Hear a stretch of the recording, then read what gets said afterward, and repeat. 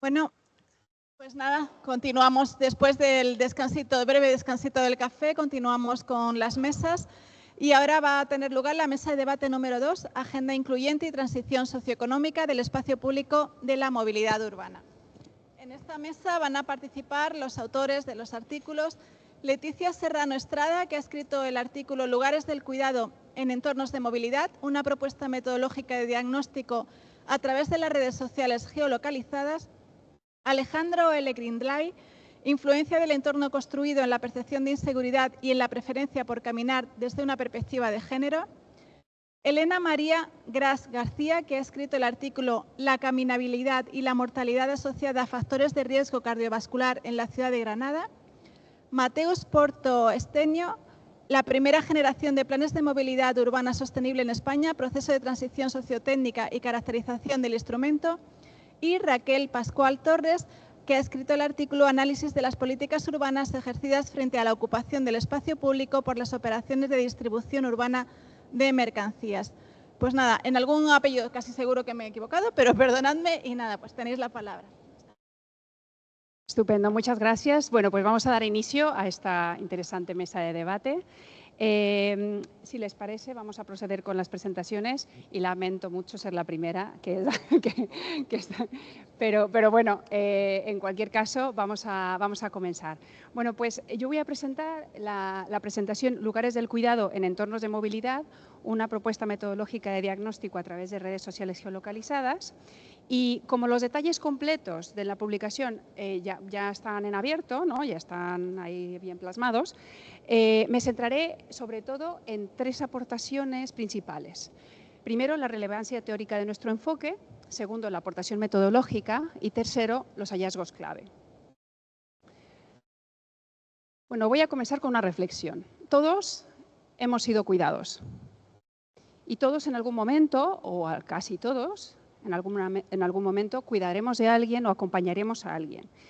Y seguramente que este acompañamiento lo tendremos que compatibilizar con otro tipo de actividades personales, ¿no? Y de adecuarnos a la movilidad y al uso de la ciudad de esa persona que estamos acompañando. Entonces, el cuidado es especialmente el no remunerado. Creemos que es un reto muy importante en las ciudades actuales. Este trabajo se sitúa es una pequeña parte de un trabajo, una etapa inicial de una investigación más amplia que pretende responder a la pregunta que se encuentra en pantalla. ¿En qué medida los espacios urbanos de entornos de movilidad ofrecen soporte a las actividades de cuidado no remunerado? Conceptualmente, nuestra investigación se ubica en la intersección de varias teorías ya bien conocidas por todos, ¿no? Y que de hecho muchas se presentan en la jornada de hoy. Es la intersección precisamente entre el TOD, el desarrollo urbano orientado al transporte masivo, la idea de ciudad cuidadora, la idea de ciudad inclusiva, el cronourbanismo. Y al combinar estas teorías creemos que podemos hacer diagnósticos y plantear estrategias acotadas sobre cómo atender a los retos urbanos vinculados, por ejemplo, al envejecimiento de la población. Y sobre todo promover espacios que nos ayuden a mejorar la calidad de vida y prolongar, ¿no?, la autonomía de las personas. Esto, por supuesto, repercutirá en estas oportunidades que vemos todos y cada uno de los que estamos sentados aquí para atraer espacios más inclusivos, ciudades más sostenibles y, sobre todo, reducir el uso del automóvil. En esta investigación, específicamente, nos centramos, como caso de estudio, en los entornos de la línea 2 del tram de Alicante. Y hicimos unas encuestas exploratorias, ¿vale?, que pretendían conocer cómo es el perfil de aquella persona que cuida de otra persona.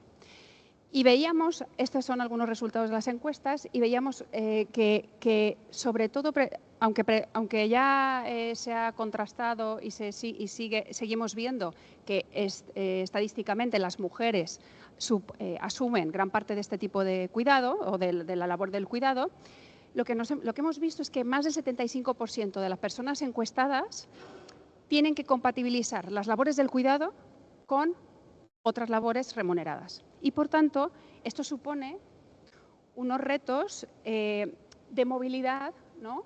En las que se debe de consensuar y se debe de conciliar entre la movilidad de corta distancia, que caracteriza a las del cuidado, la movilidad multidireccional, que es encadenada y que muchas veces es impredecible, se tiene que conciliar con la movilidad hogar del trabajo, que suele ser pendular, de larga distancia y predecible. Y, por tanto, creemos que los entornos de movilidad pueden ser unos ámbitos clave para poder conectar mejor estos dos tipos de movilidad. Así, en cuanto a la aproximación metodológica, se busca trasladar de alguna manera la teoría a la práctica, porque ya hay numerosos estudios que han indagado en la movilidad del cuidado, en temáticas sobre la ciudad cuidadora, y han explorado pues, múltiples aproximaciones desde el punto de vista de la salud hasta el punto de vista del bienestar, ¿no? Y es súper importante en este sentido trasladar todas estas teorías a la práctica. ¿Cómo vamos nosotros a hacer diagnósticos acertados si no tenemos cómo espacializamos, ¿no? esta realidad? Y una de las maneras que hemos visto es, precisamente, de toda esta intersección de conceptos, surge la misticidad de usos, surge la densidad y la diversidad de usos, y lo que hemos pensado es, de las teorías del cuidado, las teorías especializadas, identificar aquellas actividades que pudieran espacializarse y definir una taxonomía del cuidado que tuviera categorías y subcategorías y que nos permitiera una distinta granularidad en los estudios. Y esto por un lado. Y por otro lado, utilizando la red social, o bueno, es el servicio web Google Places. Es un servicio web que nos ofrece datos sobre lugares geolocalizados, la actividad económica prácticamente que vemos en Google Maps. Y entonces lo que hicimos es, por un lado, con esta taxonomía del cuidado, trasladarla y espacializarla, traducirla en espacios concretos a través de esta base de datos obtenida de Google Places. Para realizar los análisis espaciales, lo que hicimos fue, a partir de las paradas del tram, definimos unas líneas isócronas a 200, 400 y 800 metros. Y así veíamos que había dentro de cada uno de estos ámbitos de proximidad. Y superpusimos una malla de análisis, una unidad espacial, ¿no? que es con celdas hexagonales de 25 metros de altura. Y así veíamos exactamente que contabilizábamos la densidad y la diversidad de actividades, por un lado generales y por otro lado las actividades dedicadas al cuidado. Aquí vemos en el mapa de la izquierda, vemos el municipio de Alicante o la gran parte del municipio de Alicante y vemos por colores las secciones censales dependiendo de su vulnerabilidad socioeconómica. En tonos más oscuros vemos los barrios las secciones censales más vulnerables, como podemos ver están al norte. Y en la zona centro pues vemos las menos vulnerables. Con lo cual, este caso de estudio era bastante interesante, esta línea de tram, porque atraviesa, ¿no? tiene esa transversalidad en la realidad socioeconómica del municipio. Y a la derecha vemos cómo están mapeados estos datos y nos han permitido trabajar con esta granularidad que mencionaba y que está más detallada en el artículo, no voy a detenerme con esto. Y pasando a los resultados, miren, aquí me gustaría que vieran dos realidades. En el mapa de la izquierda vemos el análisis por celda de la densidad de actividades económicas y urbanas, ¿vale? Y en el lado de la derecha vemos la realidad de la densidad de actividades económicas y urbanas que apoyan las actividades del cuidado. Es una realidad muy distinta. Vemos, sobre todo, que en los entornos de proximidad de 200 metros carecemos, ¿no? profundamente o sustancialmente de este tipo de actividades, ¿no? Y nosotros hacemos diagnósticos en cuanto a criterios de sostenibilidad y digamos que tenemos unas buenas prácticas, unos criterios, unos indicadores que podrían cumplirse con el escenario de la izquierda, pero no se cumple con el escenario de la derecha. Esto pasa y se acentúa aún más en cuanto a la diversidad de actividades económicas y urbanas enfocadas al cuidado, ¿no? Vemos que aún se agrava más la situación. Si, por ejemplo, un cuidador o una cuidadora dispone de un automóvil o de otro medio de transporte motorizado, ¿por qué elegiría utilizar el transporte público si no tiene servicios, comercios que permitan atender a esas necesidades, que le permitan una intermodalidad más cómoda, que le permitan enriquecer el trayecto, ¿no? Y acortar distancias? Bueno, pues esto es un poco la reflexión que traía con este estudio y sin duda luchar por esa justicia espacial para todos y para todas está sobre la mesa. Muchas gracias. Bueno, ahora, gracias. Ahora vamos a pasar a la segunda presentación con el profesor Alejandro Greenlay. Y bueno, no sé si nos van a... Bueno, yo le voy a pedir por favor a Leticia que se cambie de sitio porque no la quiero tapar, y mientras se carga la presentación, mi presentación, pues realmente, por supuesto, dar las gracias, ¿no?, a los coordinadores del monográfico por en su momento que nos aceptaran nuestro artículo, y ahora de los 21 artículos que están en el monográfico, pues que hayamos sido uno de los que tenemos el privilegio de venir aquí a Madrid, a la Casa de la Arquitectura, a presentarlo, ¿no? Pues, por supuesto, felicitar también a las presentaciones anteriores, a Leticia, ¿no? Y bueno, pues yo me presento, soy Alejandro Greenlay y soy ingeniero de Caminos, Canales y Puertos, profesor en la Escuela de Ingeniería de Caminos de Granada, y realmente el mérito lo tiene mi compañera Carmen Lizárraga, que es la primera autora y la directora de una investigación financiada por la Junta de Andalucía, que es analizar un poco la movilidad peatonal, la percepción del medio en el espacio público desde un enfoque de género, una perspectiva de género. Para mí realmente pues ha sido un trabajo novedoso porque bueno, pues yo como ingeniero de camino el espacio público pues lo veía pues de una escala diferente, ¿no? Ahora ha sido aproximarme, ¿no?, y trabajar con otras compañeras en el que pues me he dado cuenta de una realidad en la que bueno, pues muchas veces los urbanistas no caemos, ¿no? Y ahí obviamente hay compañeras, ¿no?, que han trabajado más en el urbanismo de la perspectiva de género, pero realmente pues tenemos que darnos cuenta que pues miramos, ¿no?, y percibimos el espacio público de forma muy diferente. Bueno, mi presentación tiene una estructura muy similar a la del artículo, obviamente el artículo lo tienen ahí en la revista, lo pueden consultar, y un poco como ha hecho Leticia, pues yo iré un poco a las cuestiones más generales, ¿no? Evidentemente, bueno, pues hay una cuestión que yo creo que todos compartimos, que es que el espacio condiciona nuestra forma de movilidad. Y a veces, bueno, pues podemos tener o disponer de coche, pero sí, bueno, pues como se ha mostrado antes, vivimos en un entorno de proximidad, con servicios de equipamientos próximos y con un entorno que favorece la peatonalidad o la ciclabilidad, pues obviamente pues vamos a poder disponer, ¿no?, o vamos a optar por un desplazamiento a pie, un desplazamiento en bicicleta si la tenemos. Y bueno, pues esta es una foto donde vivo yo, en el Camino de Ronda de Granada, y bueno, pues yo tengo la escuela a 20 minutos y voy caminando a la escuela. Otras veces, bueno, pues como el metro pasa subterráneo justamente por ahí debajo, bueno, pues puedo coger el metro e ir. Pero realmente el entorno construido pues tiene elementos que influyen en la decisión de caminar y sobre todo en la percepción de la inseguridad, ¿no? Hay elementos, y obviamente hay aquí un gran consenso en la literatura, en cuáles son esos factores ambientales, sociales, pero también incluso personales, ¿no?, por haber sido víctima de algún crimen, bueno, pues que van a condicionar pues nuestra experiencia y nuestra forma de movilidad, ¿no? Pero bueno, básicamente, pues eso, la falta de mantenimiento, la suciedad, los grafitis y la presencia sobre todo de ciertas personas, ¿no?, pues condicionan mucho nuestra percepción de la seguridad, ¿no? Realmente, bueno, pues se pone de manifiesto cómo, pues eso, el sinhogarismo, las pandillas, las zonas nocturnas, bueno, pues son espacios que merecen nuestra atención porque generan pues mucha inseguridad.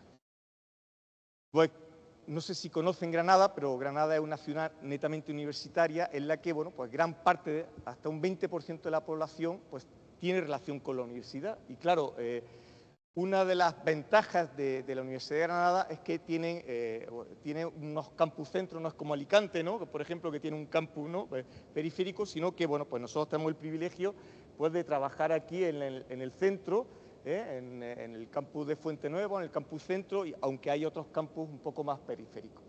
Y, bueno, pues claro, los resultados de este trabajo, bueno, pues se han hecho sobre un par de encuestas, una prepandemia y otra pospandemia, que, bueno, pues que son complementarias y que, bueno, pues que, claro, se refieren a estudiantes universitarios, pero probablemente con referencia a otros trabajos, obviamente, que ponen de manifiesto que los resultados, pues, son muy parecidos.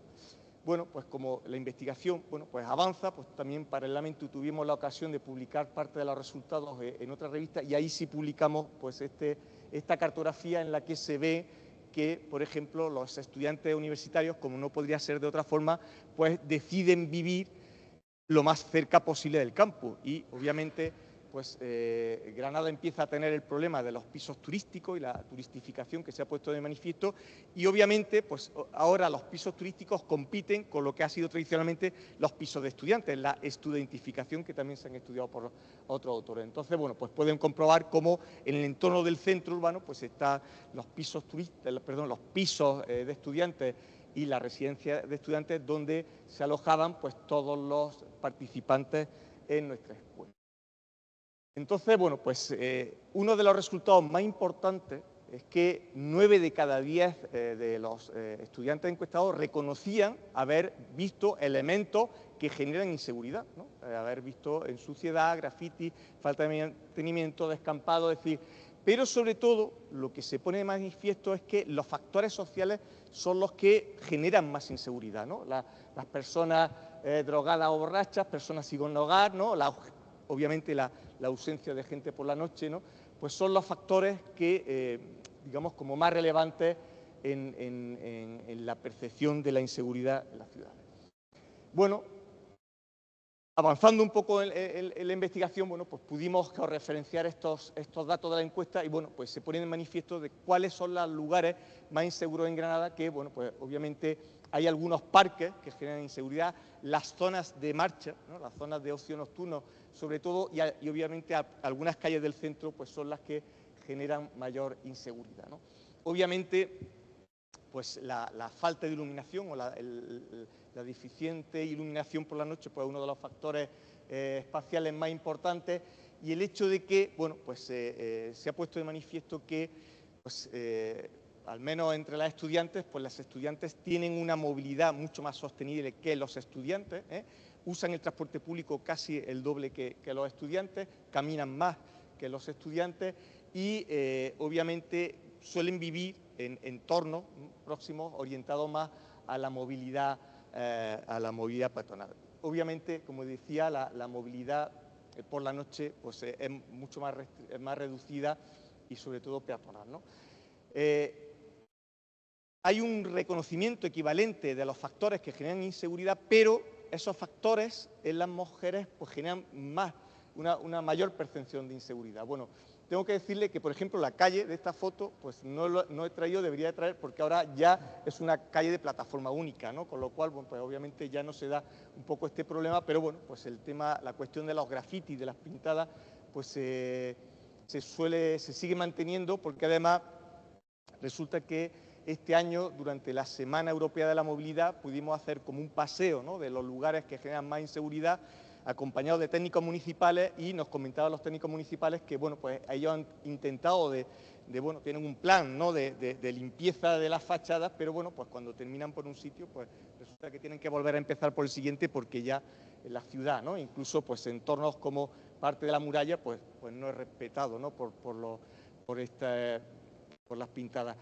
Y, evidentemente, este espacio físico, estos elementos físicos, ¿no?, pues tienen un impacto muy importante en la decisión o no de caminar, ¿no? Con lo cual, bueno, pues es un reto, ¿no?, para todas las ciudades el tratar de generar entornos, ¿no?, físicos más caminables, y además, bueno, pues el hecho de que, bueno, pues las mujeres, bueno, pues digamos que tienen una estrategia, ahora comentaremos, ¿no?, porque bueno, que son más sensibles a todos estos elementos. Muchísimas gracias por su atención.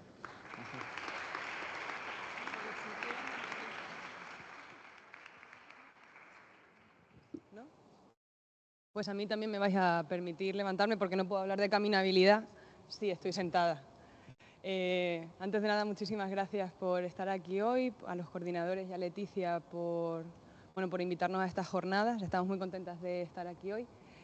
Yo soy Elena Gras, soy médica residente de Medicina Preventiva y Salud Pública en el Hospital Universitario Reina Sofía de Córdoba, y junto con la doctora Ainhoa Ruiz Azarola de la Escuela Andaluza de Salud Pública os queremos presentar el trabajo titulado La caminabilidad y la mortalidad asociada a factores de riesgo cardiovascular en la ciudad de Granada. A modo de introducción, por seguir un poco también con Granada, la salud global nos obliga a repensar el enfoque y el modelo de prevención y de promoción de la salud. Desde la revolución industrial, el entorno urbano afronta también un doble reto. El doble reto... Bueno, no funciona. El doble reto demográfico, en tanto aquí en España, en 2018 el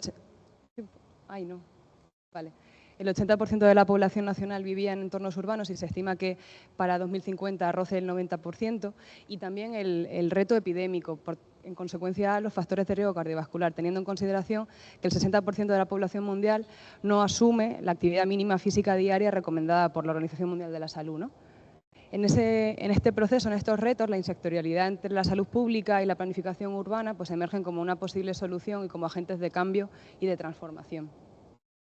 Para el desarrollo de este trabajo nos fundamentamos en un marco teórico fundamentado en 6 ejes: el modelo salutogénico, el modelo de determinantes sociales de la salud, la estrategia One Health y el marco de la participación ciudadana, por supuesto la perspectiva de género y las teorías de la caminabilidad. Concebiendo la caminabilidad por cómo de amigable es el entorno urbano para poder transitarlo, considerando que es un concepto multidimensional y transdisciplinario y fundamentado también en las teorías de Jane Jacobs de MEA, por la cual D es la densidad de espacios y de personas en el entorno urbano, la M es la mezcla de usos del suelo, la A es la accesibilidad entre el origen y el destino, y todos estos factores intersectan en lo que es la caminabilidad. Y las ciudades caminables son ciudades más saludables, de bajas emisiones, más justas, más equitativas y más productivas. La caminata tiene una serie de influencias y de impactos en la salud. Se ha visto que incidir en un cambio modal de transporte, del transporte motorizado a la caminabilidad, tiene una serie de beneficios en la salud poblacional, en tanto al aumento de la actividad física y de la promoción de salud mental, en cuanto a la reducción de factores de riesgo cardiovascular, de cánceres y de la mortalidad por todas las causas, pero también a nivel de barrio tiene una serie de beneficios. Se ha visto que los barrios más caminables son promotores de actividad física diaria, y cómo las ciudades compactas tienen mayor capital social, mayor participación democrática, mayor desarrollo económico y menor número de crímenes y de delitos. A su vez también, adicional a ello, la encuesta europea de actividad física y deporte, tanto de 2014 como de 2022, posicionan a España en el ranking de la Unión Europea como la ciudad que más camina, siendo superior a la media de la Unión Europea. Así que en este contexto nos planteamos como objetivo general explorar la caminabilidad de la ciudad de Granada y su posible asociación con la mortalidad por enfermedades relacionadas con factores de riesgo cardiovascular. Bueno, se ha subido la metodología, pero igual se lee. La metodología que seguimos fue una metodología de estudios mixtos, con técnicas participativas y con un estudio ecológico, de manera exploratoria y secuencial y con una perspectiva de género. ¿Cómo se desarrollaron los talleres participativos? Pues fueron con talleres con técnicas de participación ciudadana que se llevaron a cabo de manera presencial en la ciudad de Granada en julio de 2022, a la que acudieron personas y colectivos que tenían pues una inquietud particular por el entorno saludable y sostenible a través de una convocatoria abierta, ¿no?, de participación voluntaria. Los talleres tuvieron 4 fases. La primera de ellas fue la técnica del Café del Mundo, con el fin de explorar de una manera pues participativa y exploratorio el concepto de caminabilidad desde el punto de vista de la ciudadanía.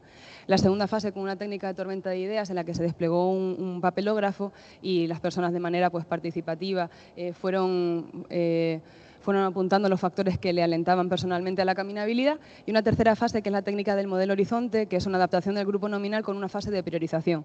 ¿Priorización en qué? Priorización en importancia y en factibilidad, con el fin de poder identificar aquellos factores que eran más importantes desde el punto de la ciudadanía, pero también menos factibles, tenían menos margen de maniobra para poder llevarlos a cabo, para poder dirigir políticas públicas que respondieran a esas necesidades poblacionales.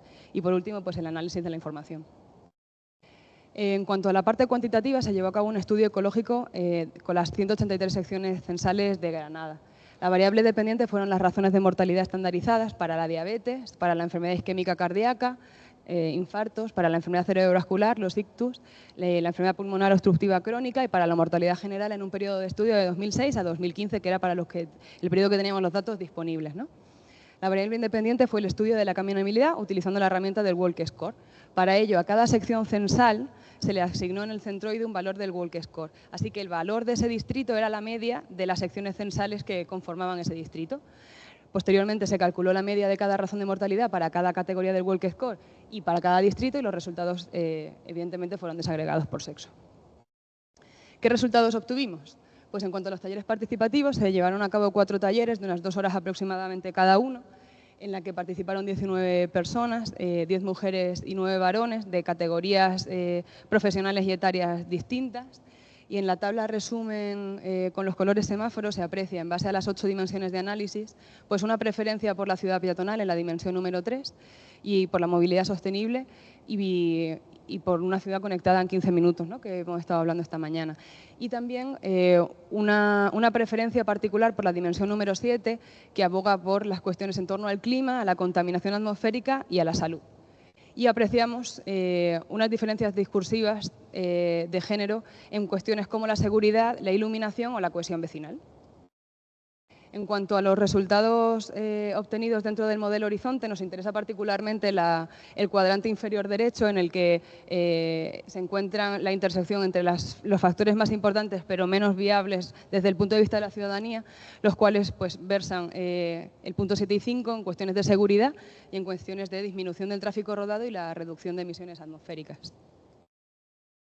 En cuanto a los resultados de la parte cuantitativa, la caminabilidad por distritos censales, se aprecia como los distritos censales 8 y 9, que son distritos que están más próximos a municipios más rurales, donde pasa también las riberas del río Darro y el río Beiro, tienen puntuaciones de caminabilidad mucho más bajas con respecto al centro comercial de la ciudad de Granada, inclusive también al centro de barrios periféricos como es La Chana, que es la mancha amarilla que hay entre el distrito 7 y el distrito 3, y luego el piquillo que veis en el distrito 9, que es el Paseo del Colesterol, que pues, es un paseo que está adaptado precisamente a la caminabilidad de la ciudad. En cuanto a los resultados obtenidos para la mortalidad, en base a la herramienta del Walk Score y por sexo, principalmente se obtuvieron resultados estadísticamente significativos para cada una de las razones de mortalidad, para ambos sexos y para cada una de las categorías, salvo para todas las causas en varones. Y por cuestiones de tiempo me ciño solo a los resultados de la enfermedad pulmonar obstructiva crónica, en las que se ve muy fácil, ¿no?, que para los hombres las zonas más caminables presentan menor mortalidad por EPOC frente al resto de las categorías, pero sin embargo para las mujeres las zonas más caminables presentan mayor mortalidad con respecto al resto de las categorías. Y estas imágenes se plasman en estos mapas, que son las imágenes especulares unas de otras. Nuestro trabajo tenía una línea transversal de perspectiva de género y una de las hipótesis que nos planteamos en base a estos resultados es precisamente que, bueno, pues debido a la doble y a la triple jornada laboral y a la prestación de cuidados, ¿no?, que comentaba también Leticia, pues las mujeres tienen un sistema de movilidad diferente al sistema de movilidad de los varones, en el que van enlazando tareas que suelen ser principalmente a pie o en transporte público. Y en esa travesía y en ese proceso pues están expuestas a mayores contaminantes atmosféricos que se suelen absorber principalmente por el tejido adiposo, cuya composición corporal de las mujeres presenta mayor tejido adiposo, y también evidentemente pues, a nivel de exposición respiratoria, entre otros muchos factores, ¿no?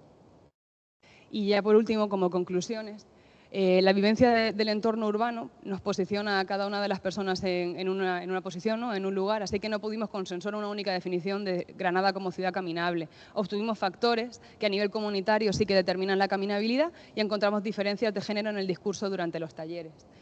Obtuvimos que las zonas más céntricas de la ciudad de Granada presentan índices de caminabilidad mayores con respecto a las zonas periféricas, y que existían diferencias espaciales y por sexo diferentes, ¿no?, para cada uno de los distritos y para cada una de las categorías del Walk Score. La complejidad del análisis de la caminabilidad supone aunar fuerzas en cuanto a agendas, en cuanto a estrategias, en cuanto a metodologías, para poder entender de qué manera la planificación urbana y el urbanismo en sí tiene una serie de influencias y de competencias en la salud poblacional, individual y comunitaria. Y por último, y la conclusión más importante también a remarcar en este foro, es pues que el análisis de la caminabilidad y el abordar la caminabilidad en sí pues tiene una serie de implicaciones en la reflexión de políticas paritarias en salud que promuevan comportamientos saludables, que promuevan la cohesión social y que, por supuesto, reduzcan las desigualdades sociales en salud. Y termino con la Alhambra. Muchísimas gracias por vuestra atención. bueno, cualquier cosa estoy disponible. Gracias.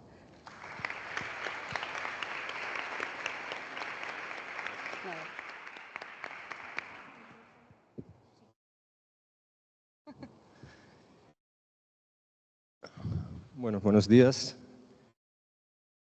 En primer lugar, también me gustaría agradecer los editores, los organizadores, la dirección de la revista por la iniciativa de este monográfico. Es una oportunidad para las personas que nos dedicamos a investigar sobre esta cuestión para difundir, para publicar. Agradecer la invitación para estar aquí esta mañana y a todos por la asistencia. Es un artículo que se marca en una tesis doctoral, es parte de una tesis doctoral dedicada a los planes de movilidad urbana sostenible, un instrumento relativamente nuevo o novedoso que parecía abocado al fracaso, a una obsolescencia demasiado precoz.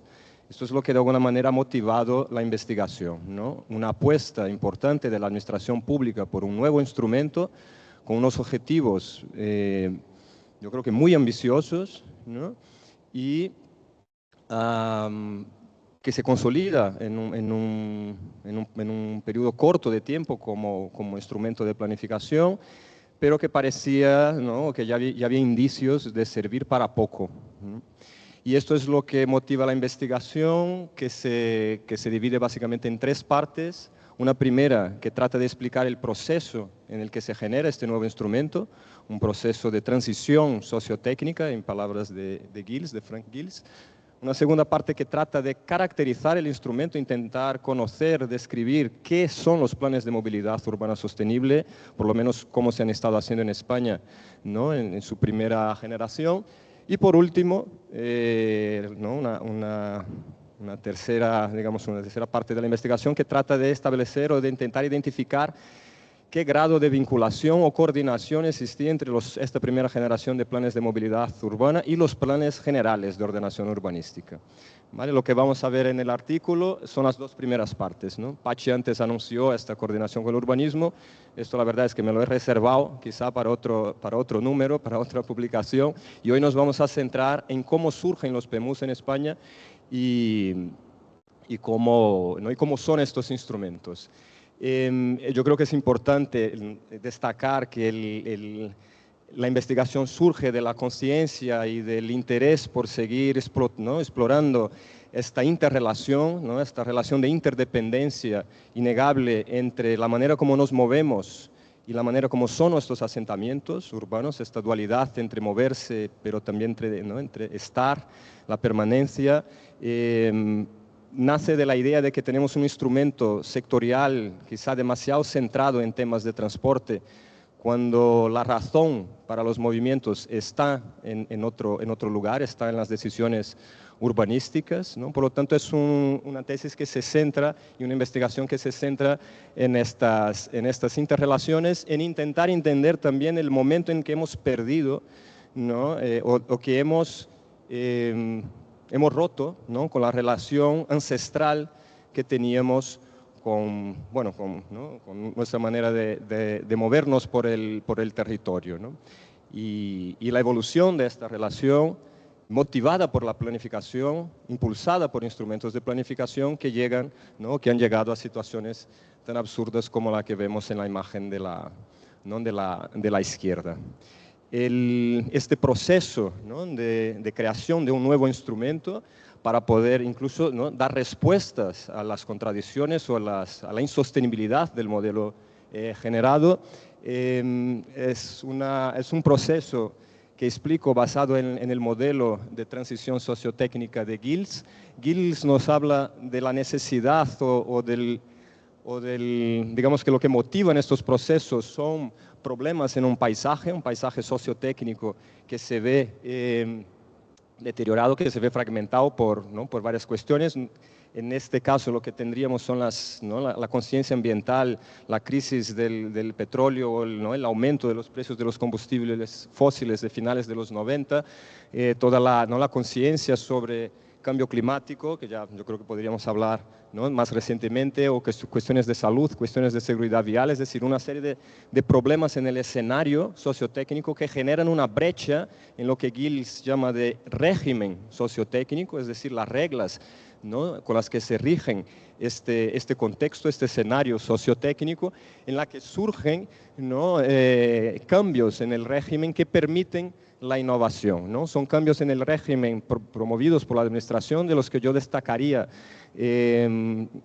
las directrices europeas en un momento dado, libros blancos, verdes, de todos los colores que nos hablan de cómo actuar, ¿no? Pero también la financiación, la importancia de la financiación desde Europa, con objetivos muchas veces contradictorios, ¿no?, como esta transición socialmente justa pero competitiva a la vez, ¿no?, algo que es competitivo para todos, contradicciones en las que sigue insistiendo la Unión Europea, pero desde luego con una apuesta clara también con la formación, ¿no?, y recursos técnicos para generar modos de operar, ¿no?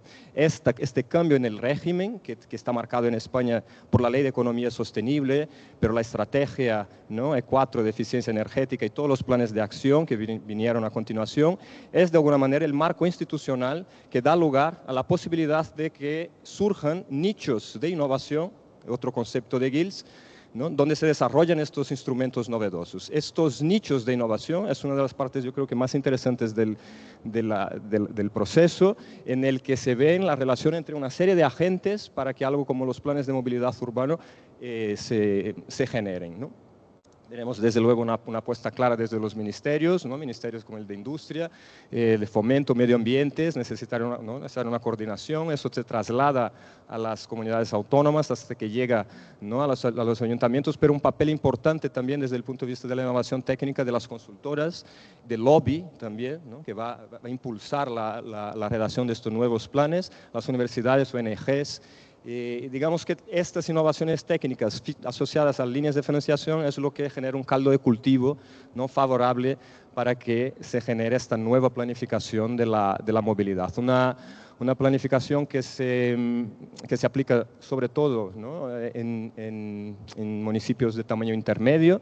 La investigación se centra en estas ciudades de tamaño medio. Me parece importantísimo centrarlos, ¿no?, prestar atención a estas ciudades donde hay muchas posibilidades de cambio, que representan, ¿no?, la realidad urbana, yo creo que más allá de las grandes ciudades.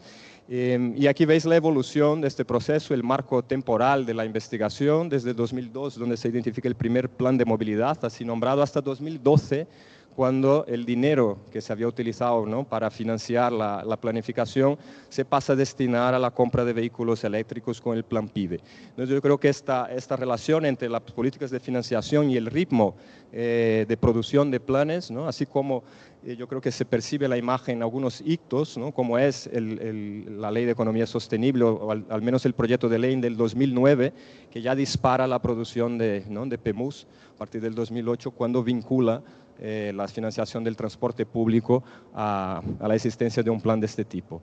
El instrumento se consolida en el escenario de la planificación en España. Puedes ver que, ¿no?, la mayor parte de los municipios que estaban de alguna manera obligados o que deberían tener este plan pasa a tenerlo. En 2012 prácticamente todos los municipios, ¿no?, de más de 50.000 habitantes ya tienen un plan de movilidad. Y a partir de ahí pasamos a ver qué es este plan, qué hace este plan. Un plan que introduce un nuevo concepto. Movilidad debería hablar de más cosas que transporte. Movilidad implica hablar de otros agentes, ¿no? Y la cuestión aquí era ver hasta qué punto realmente estos nuevos agentes, la movilidad activa, la estancialidad, esto estaba teniendo lugar realmente en los planos, ¿no? Hay aparentemente un equilibrio bastante bueno en relación a la atención a los distintos modos de transporte. Cuando revisas, ¿no?, todos los planes de movilidad, esto es una muestra de aproximadamente 10 planes en que se han analizado con más detalle, pero es una atención que en realidad no es para nada equilibrada cuando analizas las distintas partes del documento o analizas cómo el documento evoluciona.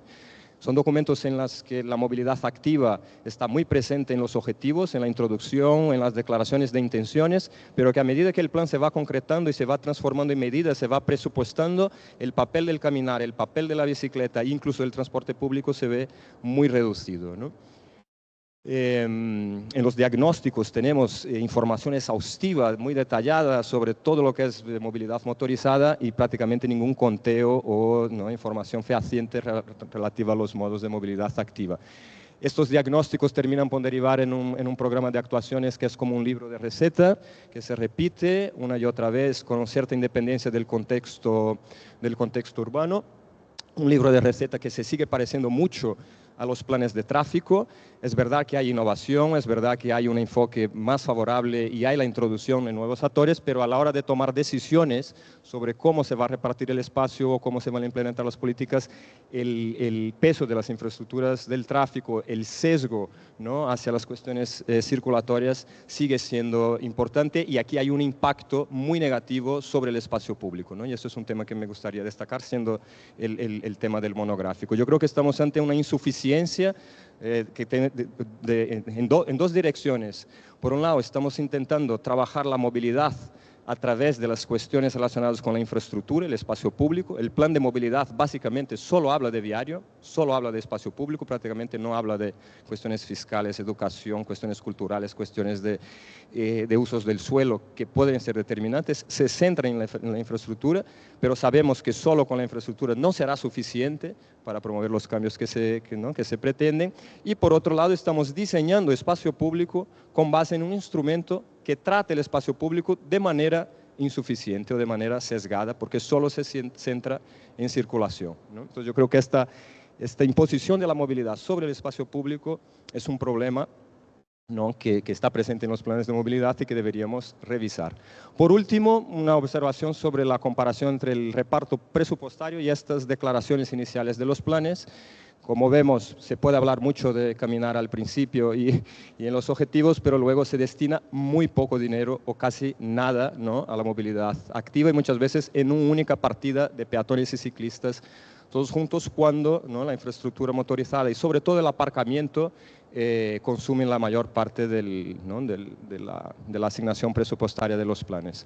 Algunos resultados que sí han dado los planes y que los expertos destacan como el mayor valor de los planes de movilidad ha sido la oportunidad de que este tema entrara en la agenda política, tuviera entidad propia en las administraciones en los distintos niveles, se generara el espacio para el importante debate ciudadano que tiene que tener lugar, pero por otro lado, digamos, algunas limitaciones del plan o del tipo de plan para poder alcanzar los objetivos de movilidad sostenible. Uno de ellos que me gustaría destacar, y con ello lo cierro, es esta cuestión de que hemos simplificado la figura de la ciudadanía, del ciudadano, de la ciudadana, en la figura del peatón. Es decir, el plan de movilidad sigue insistiendo en esto. La ley de la calle es la ley de la circulación, en la que la ciudadanía se ve reducida a una única función, que es la circulatoria,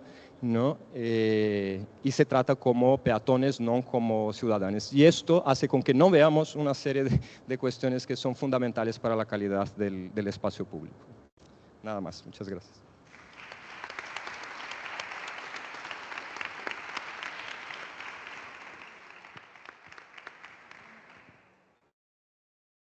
Hola, ¿se oye? Buenos días, muchas gracias en primer lugar por la invitación a participar en la jornada, y porque es innegable que este formato hace que nuestras investigaciones se puedan explicar de una manera mucho más próxima, que es un término que aquí es muy importante. Bueno, comenzaré contando cómo surgió mi interés por la temática de mi artículo, y es que a comienzos de 2021, en el trabajo diario, nos encontramos justo después de la pandemia, nos encontramos con una nueva realidad que estaba invadiendo las calles de la ciudad, una nueva problemática, y eran las cocinas fantasma.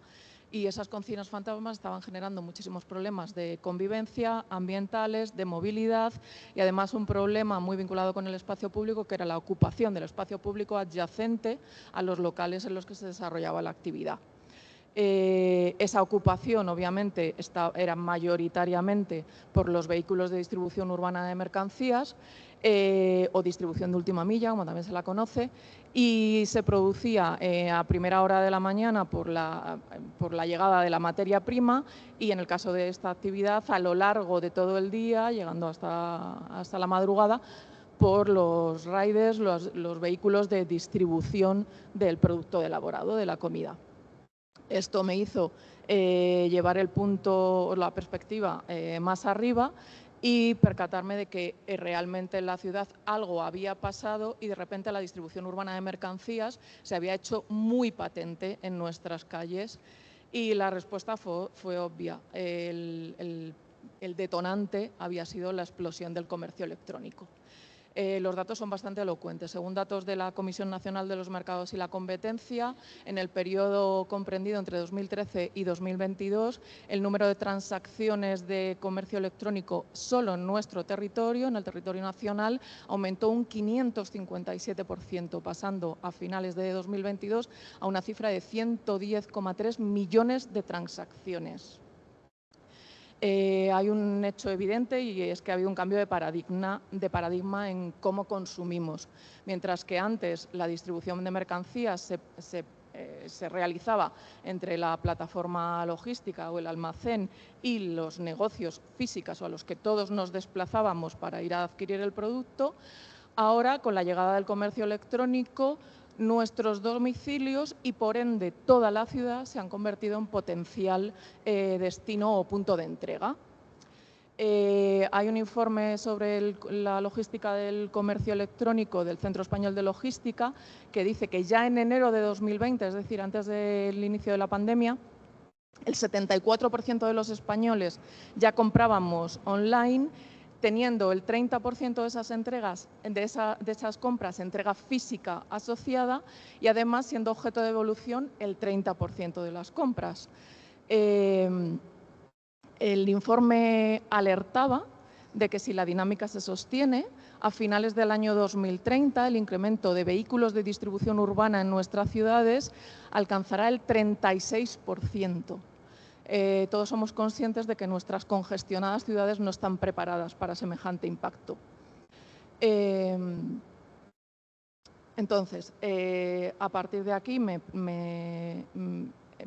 la distribución urbana tiene dos impactos muy significativos en la ciudad. Uno es la ocupación de la vía pública, puesto que los vehículos actualmente se mueven en movimientos pendulares entre las plataformas o almacenes logísticos que están normalmente situados en la periferia de la ciudad y los puntos de suministro, que como he dicho ahora es toda la ciudad. Y luego hay otra afectación al espacio público que es por el hecho físico de la entrega, de la carga y descarga, que necesariamente se tiene que realizar al lado del punto de suministro. Sí que se observa en los estudios que ha habido mucha innovación técnica, muchos estudios sobre mejorar esas formas de entrega con casilleros inteligentes, robots, drones y demás. Sin embargo, muchas de estas innovaciones se encuentran con una traba importantísima, una traba normativa que impide que se puedan implementar en las ciudades estas medidas que por otra parte liberarían mucho el espacio público.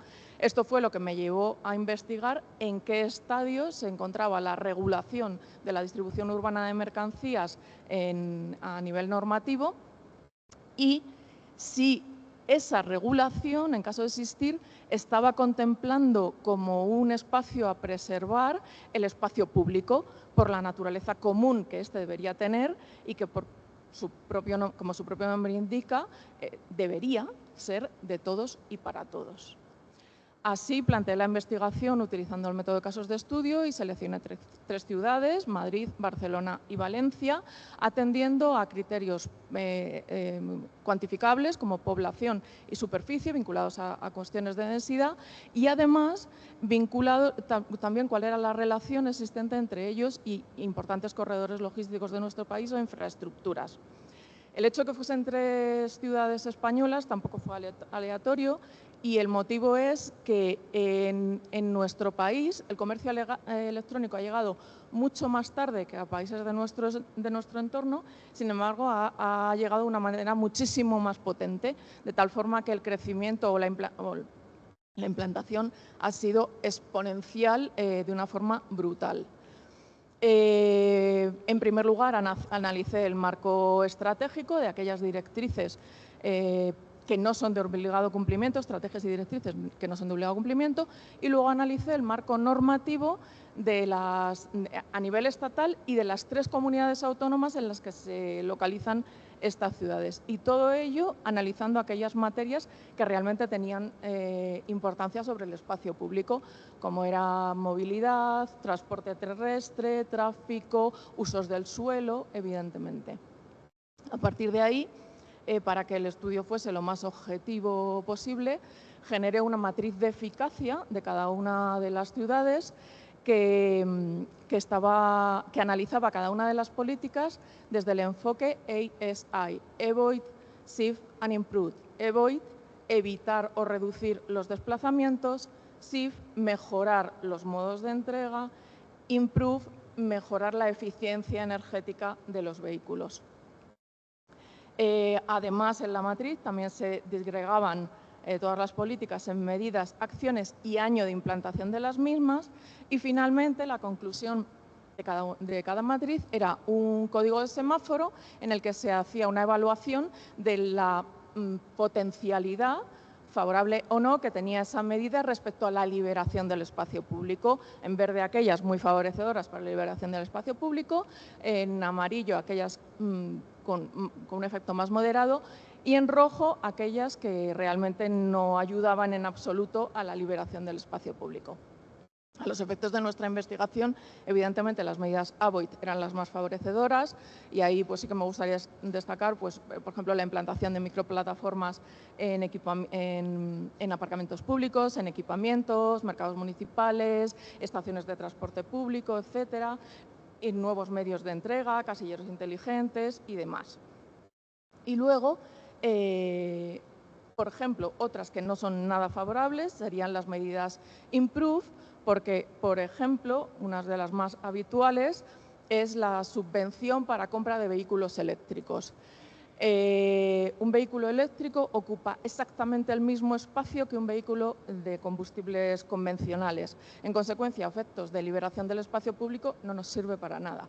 Tiene sus efectos positivos medioambientales, indiscutibles, pero a efectos de este estudio no sirven para nada.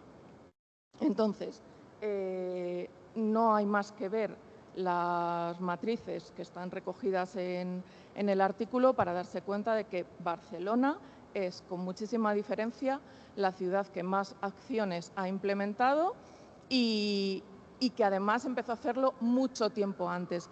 Previeron el problema que nos venía encima décadas antes que el resto de las ciudades. En Madrid, la regulación se ha concentrado desde el año 2021 y en ningún caso auspiciada por una problemática de liberación de espacio público ni de distribución urbana de mercancías, sino estrictamente en cumplimiento de sentencias para mejorar la calidad del aire.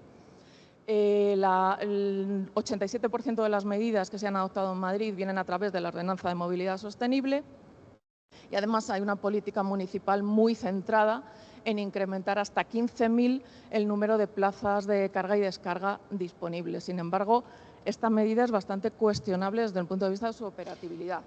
¿Por qué? Porque una plaza de carga y descarga es operativa siempre que esté a 25 metros del punto de destino. En el estudio tienen el análisis del barrio de Recoletos, que es el que más plazas de carga, reservas de plaza y descarga tiene de toda la ciudad de Madrid, y contrastando esos 25 metros a los que da cobertura cada una de las reservas simplemente con las actividades económicas que están implantadas en este barrio, olvidándonos de los domicilios, la efectividad de tantas plazas es tan solo de un 37%, lo que significa que realmente tener tanto espacio reservado y restringido al uso público para una efectividad tan baja, pues no parece una medida muy operativa. Por el contrario, en Barcelona hay 44 medidas AVOID dictadas, el 50% de ellas ya están implantadas y lo que más destaca, evidentemente, es la planificación de los usos para generar menos desplazamientos de la distribución, la implantación de microplataformas en el interior de la ciudad y la reducción de las zonas de carga y descarga. Por otra parte, lamentablemente, el desarrollo de Valencia es escasísimo, cosa que sorprende muchísimo, porque esta ciudad, sin embargo, a nivel macrologístico, sí que es importantísima en la estrategia de nuestro país, pero está claro que se han quedado en el nivel macro y no han querido descender al micro. Entonces, llegados a este punto, pues la realidad es que la conclusión del estudio es que es verdad que a nivel estratégico hay muchas directrices dadas y aquí me gustaría destacar las que recoge la Agenda Urbana Española y la Estrategia de Movilidad Segura, Sostenible y Conectada 2030, que recoge muchas directrices, muchas estrategias que serían muy útiles. Pero lamentablemente no han tenido apenas traslado operativo a las normativas locales, que son las que realmente pueden hacer esas medidas operativas, por una razón obvia de competencias. En el caso de la Agenda Urbana Española hay una medida que realmente sería muy operativa, que es la de la implantación de microplataformas, que establece que se pueda distribuir en horario nocturno a estas microplataformas ubicadas en cada barrio y luego, con medios de movilidad activa, distribuir durante el día al barrio, de tal forma que se evitarían los movimientos pendulares y han hecho el análisis en las 3 ciudades. Pues la verdad es que el rango de cobertura es muy alto. Es una medida que realmente, si se llegase a implantar, sería muy operativa, pero lamentablemente no se ha hecho. Lo que sí recogen todas las normativas municipales es mucho eslogan, transformar la ciudad de los coches en la ciudad de las personas, pero cuando rascas las medidas operativas, lamentablemente no son ninguna. Se menciona mucho todas las estrategias, pero luego no hay medidas operativas. Todas ellas inciden mucho en seguir regulando el tema de las plazas de carga y descarga y los horarios, que además son coincidentes con los horarios punta de la ciudad, con lo cual, en realidad, no existe las políticas públicas no están avanzando hacia medidas innovadoras, sino que están estancadas en las medidas del pasado y, en consecuencia, no pueden ser exitosas, puesto que ni la ciudad es la misma, ni la sociedad es la misma, ni las soluciones pueden ser las mismas que antes de que existiese el comercio electrónico y antes de que existiese la evolución en la sociedad que hay ahora. Luego, por otra parte, la verdad es que el resto de agentes involucrados tampoco estamos siendo muy proactivos. ¿Por qué? Porque los compradores, los consumidores, nos hemos acomodado y ya nos hemos acostumbrado a que nos sirvan el producto en casa y ya no hacemos ninguna intención de ni siquiera acercarnos a un punto de conveniencia a recoger nuestros productos. Y, por otra parte, los operadores tampoco están integrando medios de movilidad activa en sus empresas, porque es cierto que tampoco tienen almacenes en el interior de la ciudad, con lo cual se ven abocados a seguir utilizando el mismo medio desde hace años, que son las furgonetas. Así que la realidad es poco alentadora y la conclusión es que a día de hoy no se está prácticamente liberando nada del espacio público, lamentablemente. Bueno, espero que os haya resultado de interés. Muchas gracias.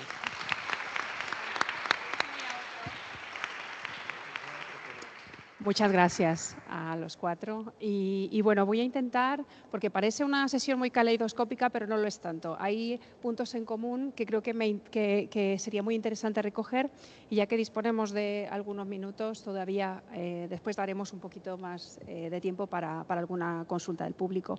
Pero un poco por atar, ¿no? Bueno, vemos que hay temas que están relacionados con el urbanismo y la salud pública. Ese creo que es muy destacable, porque al final todo esto repercute en el bienestar, ¿no? Luego también la salud pública también está muy vinculada con la percepción de seguridad, que es la reducción del estrés, ¿no? La accesibilidad a lugares, cómo se vincula también con la salud pública, que nos presentaba Elena. Luego también se habló de manera muy concreta de aspectos que nos pueden llevar a una movilidad más sostenible e inclusiva. Por ejemplo, la importancia de una movilidad que minimice la dependencia del vehículo motorizado, como bueno, desde la distribución urbana de mercancías hasta, es muy llamativo, ¿no?, como la prioridad en los PEMUs, cómo se le da prioridad al espacio para aparcamiento, ¿no? O sea, que poner la mirada realmente en cómo conseguir que revertir ese efecto de invasión, ¿no?, del espacio público y ganarlo para una movilidad verdaderamente sostenible, inclusiva y activa, ¿no? Luego también hemos hablado de gobernanza y políticas públicas y la necesidad de pensar en políticas urbanas que protejan el uso común del espacio público. No hace falta, desde luego hace falta promover la equidad en el acceso a recursos urbanos y adoptar una gobernanza que verdaderamente nos permita conseguir esa justicia social, ¿no?, esa justicia espacial, esa justicia de movilidad. Algo nada desdeñable es la utilización de distintas metodologías. Aquí se han hablado de metodologías muy interesantes, ¿no?, que pasan por talleres de participación ciudadana, que son muy sensibles a entender verdaderamente qué es lo que necesitamos hoy en día y a entender cómo podemos captar, ¿no?, la complejidad del uso del espacio, la verdadera complejidad a partir de entender realidades diversas. Y desde luego la discordancia. Y aquí voy a dar paso a preguntas si el público las tiene, o si no, yo me lanzo a preguntas. A la discordancia entre las percepciones y la realidad física. O sea, esto me parece muy interesante porque al final la percepción que nosotros como usuarios del espacio público hacemos repercute en las actividades que hacemos, en las oportunidades que apreciamos y por tanto influye considerablemente tanto en la salud como en nuestra capacidad de interpretar, ¿no?, de interpretar y de utilizar el espacio. Entonces, bueno, esto yo no sé si dada esta recopilación hay alguna persona que quisiera hacer alguna pregunta concreta.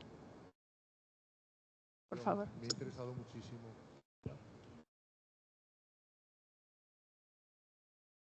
¿Todavía no?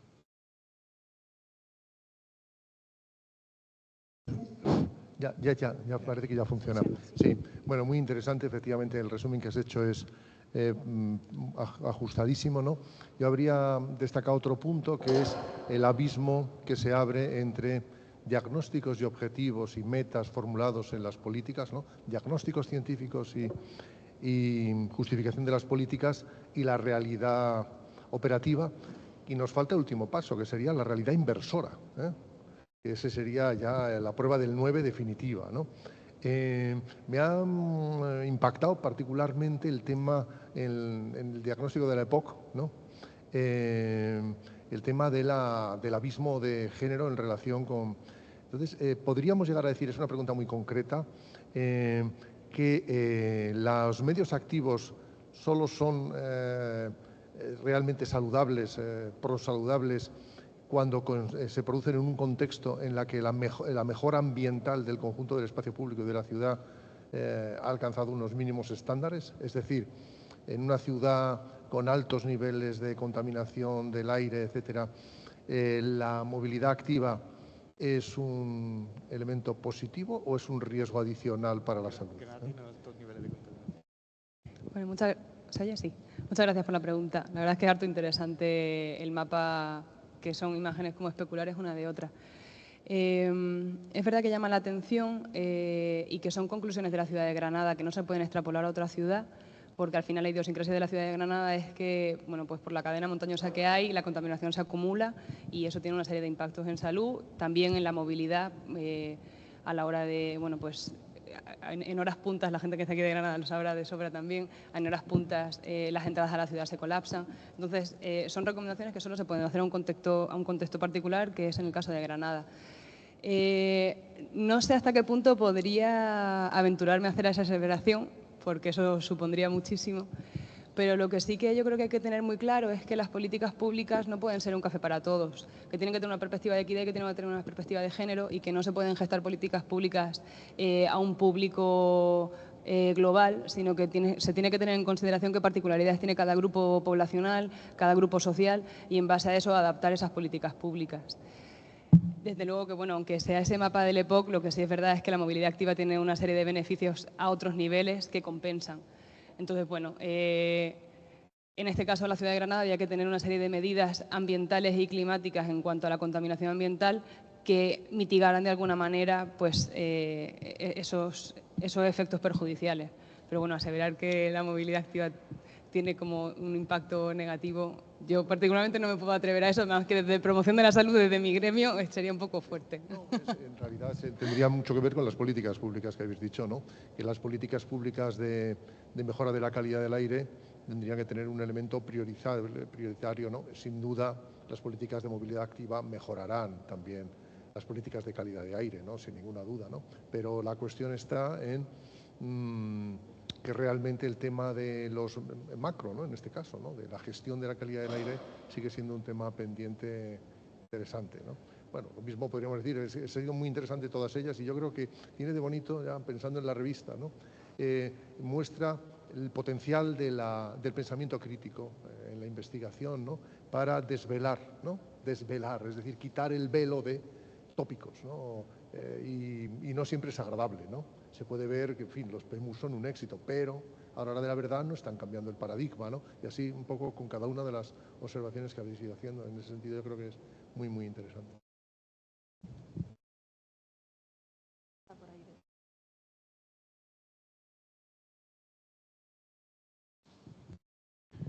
Hola, soy Juan Manuel Fernández, trabajo en el Ayuntamiento de Madrid en la Dirección de Planificación Estratégica y mi intervención en realidad va vinculada a las 9 intervenciones que hoy ha habido y al resto de los contenidos de la revista y ha sido un poco impulsada por la anterior aportación de Luis Moya en la anterior sesión cuando hablaba de os preguntaba en qué medida interactuáis con la Administración. Y a mí me parece que en ese sentido las intervenciones de hoy, la revista, su trayectoria como revista abierta, tiene una doble, la veo con una imagen que es la misma pero desde dos perspectivas. Por un lado, sois una luz que se posa sobre la actividad de la administración, de la ciudad, de la realidad, y la exploráis, la radiografiáis, desveláis también en el sentido que decía José María, qué está pasando y cómo lo hacemos, bien, mal, medio pensionista, o cómo no lo hacemos, pero a la vez nos dais una linterna para mirar nosotros, para tener nuevas herramientas que por nuestra capacitación, ritmo de trabajo, problemáticas, limitaciones, pues no siempre la teníamos disponible. Así que, en ese sentido, yo creo que tenemos que agradecer que una revista como esta recoja todos vuestros trabajos, que al ser en abierto siempre está disponible. Quizá tendríamos que hacer un esfuerzo porque llegase al espacio de trabajo, a los técnicos de las administraciones para que la reconozcan con toda su utilidad. A veces llegará tarde, porque la investigación lleva sus tiempos, la administración estará más ciega o a veces se tiene que enfrentar, digamos que sin flotador, sin herramientas, sin oxígeno a problemas que le surgen y en ese sentido me parece que es valiosísimo. También en un contexto en el que a veces el miembro técnico de la administración trabaja con una atadura a las cuestiones jurídicas, la propia investigación debería ser capaz de iluminar en qué medida nuestra legislación tiene un soporte jurídico técnico que en cierto modo me da la impresión de que hemos ido perdiendo en los últimos años y en ese sentido me parece valiosísimo disponer de toda esta artillería.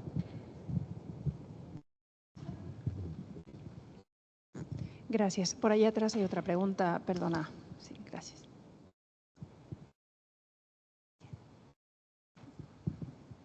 Bueno, mi nombre es Paula Kapstein, quería felicitar a todos los ponentes, los de ahora y a los de antes también, por supuesto.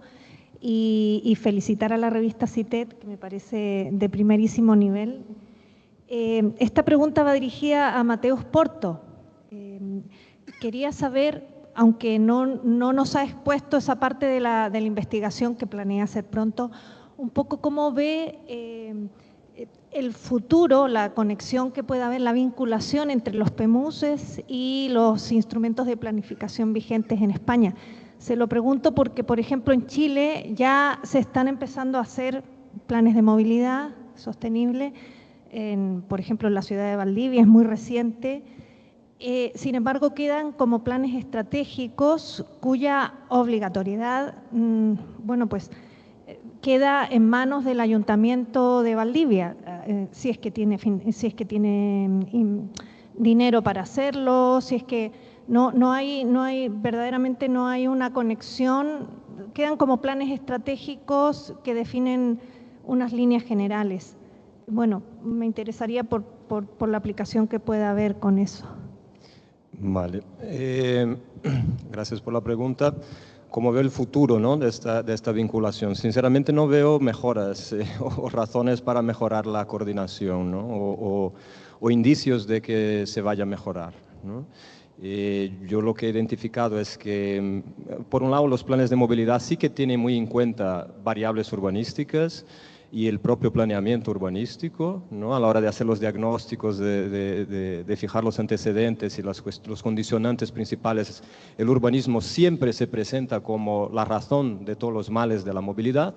Sin embargo, el plan de movilidad no se atreve a hacer ni una propuesta relativa a usos del suelo, densidad, cualquier cuestión que esté, ¿no?, más vinculada a las decisiones urbanísticas. Es decir, que lo analiza, lo vincula como razones para los problemas de movilidad, pero no se atreve a proponer sobre ello, ¿no? Así como no se atreve a proponer casi sobre ningún otro aspecto que no sea el viario, ¿no?, la infraestructura viaria. Ahora, cuando José María nos hablaba de la importancia de la salud, con base a lo que nos contabas de los indicadores, en los planes de movilidad urbana, ahora se habla de la calidad de vida, pero digamos que la salud no está como un aspecto fundamental, ni se utiliza para medir los resultados del plan de movilidad, cuando podría ser, ¿no? O sea, que podríamos quizá anotar la salud como el principal objetivo de un plan de movilidad, que no tiene que ser un plan de infraestructura, puede ser un plan de calidad del aire y demás cosas, ¿no?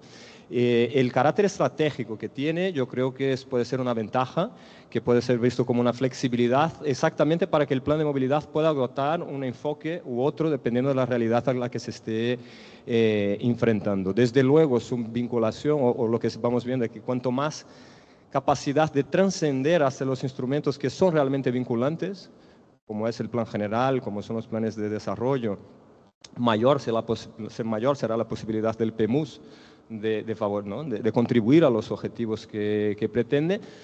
Pero ahora mismo en el escenario, yo creo, ¿no?, en el marco regulador de estos planes, tenemos la Ley de Movilidad Sostenible a punto de aprobarse y no parece que haya allí ningún mecanismo objetivo de vinculación o de coordinación entre estos dos instrumentos, ¿no?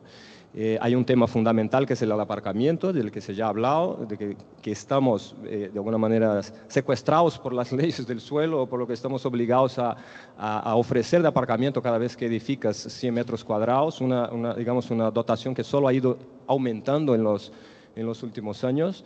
Y esto que es clave para las políticas de movilidad, pero que está determinada por la ley del suelo, por los planes urbanísticos, y no parece de momento que haya nada que vaya a hacer esto cambiar, ¿no? Porque la ley de movilidad tampoco se mete en urbanismo. Tendríamos que ir a revisar la ley del suelo, que también lo estamos haciendo, pero que yo creo que sin el enfoque. Por lo tanto, creo que de momento pocos indicios de mejora en este sentido.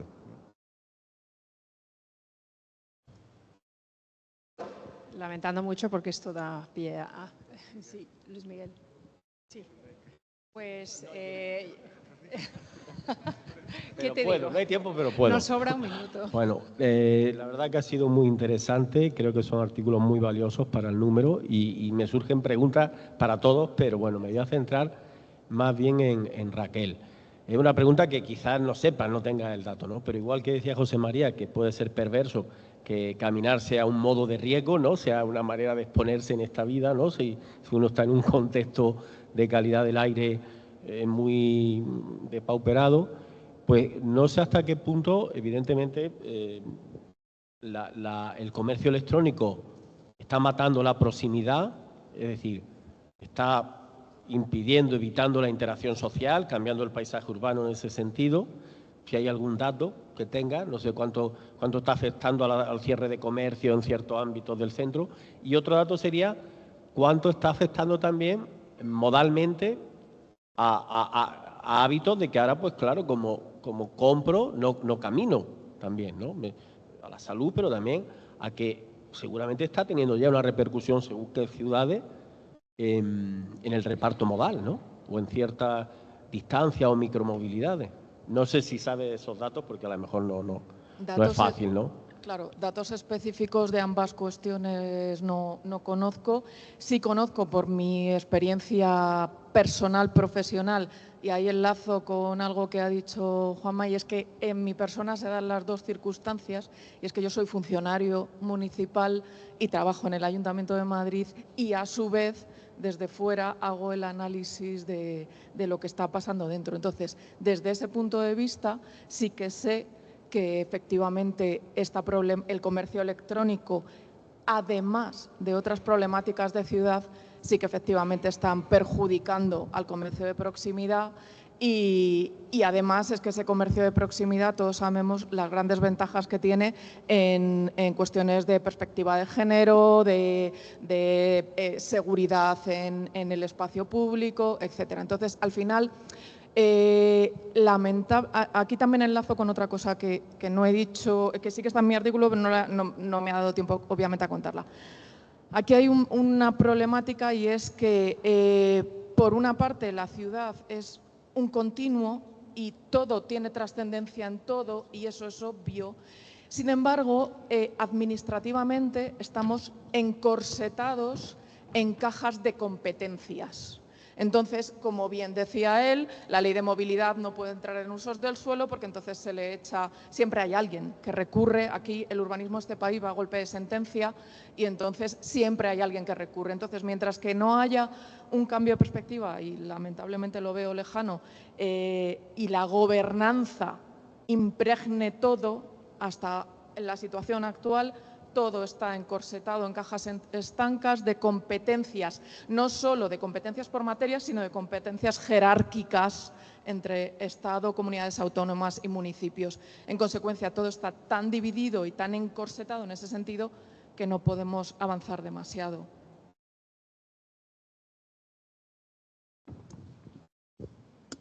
Muchas gracias. Gracias a los ponentes, gracias a todos los presentes y a los no presentes que están online esperando la siguiente mesa. Y nada, gracias. Ha sido muy enriquecedor.